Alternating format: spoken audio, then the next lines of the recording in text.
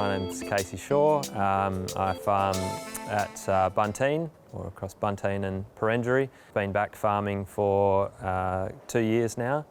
I'd previously spent 10 years in Perth in a financial planning role, and I farm here with my parents. Financial planning's been quite beneficial from I suppose, a broad business perspective. It's really helped to understand well, obviously the financial aspect of the business and probably more the strategic sort of longer term planning. And it's now really about trying to upskill in the agronomic side of things and understanding that as best I can.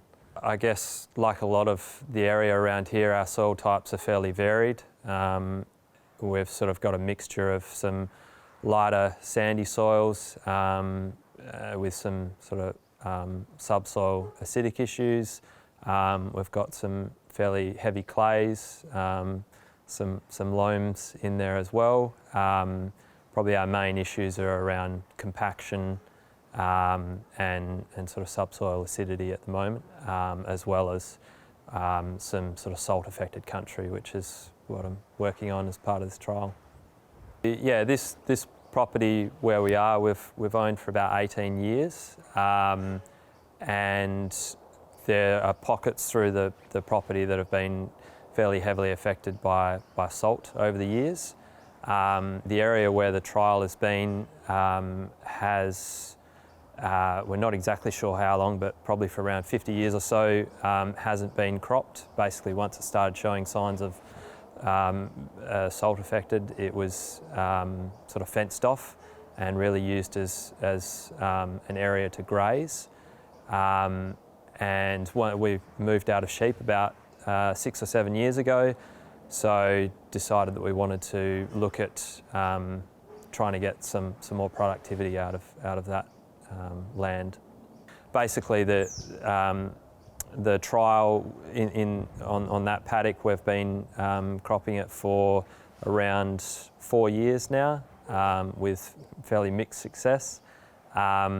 And so the idea of the trial was to try and get some more organic matter into the soil to try and build a bit more soil structure. So we've looked at spreading compost and incorporating that into the soil to see if that can sort of improve the water infiltration and hopefully ultimately yield and productivity. So in terms of the trial itself, we looked at really a couple of different things. We looked at obviously the main focus being around compost and the composting rates. So we looked at 2 different rates. From what we're told, an industry standard of 3 tonne per hectare, as well as a rate of 5 tonne per hectare.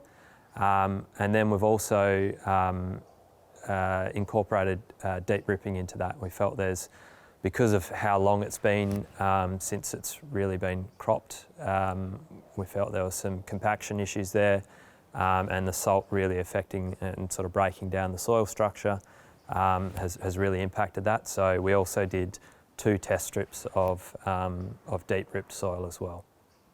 In terms of results so far, as I said before, it's been really hit and miss the seasons that we have cropped this land. What we've found is it's really come down to the opening rains, the germinating rains, and how sort of heavy they've been. Last year, for example, we had really good germination on the paddock because it was a little bit over 30 mil of rain that we'd had on for the opening rain. As opposed to this year, it was seeded on the 12th of May. We'd had between sort of 7 and 12 mil of rain a couple of days earlier.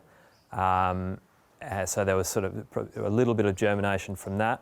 But the following rains were reasonably light. And so what we've found is germination's been quite staggered. And so ultimately, so far, it's been difficult to see a lot of obvious sort of visual signs there. But hopefully we'll see some benefits once we get in there at harvest. So for future years, the benefit of the compost is that it probably has a sort of 4 to 5 year period where it'll hopefully continue to provide some benefit. So we'll probably sort of continue with, obviously we've got barley at the moment. We might try some different rotations through there, and potentially try some applying some gypsum and even some lime to the paddock as well. It hasn't had anything in that 4-year period that we've been cropping it, so we might try that as well. What I've learnt is really about the making sure that you're structuring your trial properly.